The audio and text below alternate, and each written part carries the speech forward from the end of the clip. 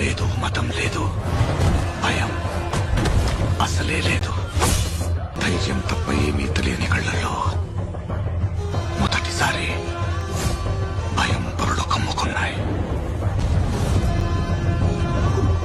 ఎవరు చేశారు ఇదంతా? సానా పెద్ద కథ సామి. రక్తంతో సంద్రమే ఇరుపెక్కిన కథ మా దేవర కథ.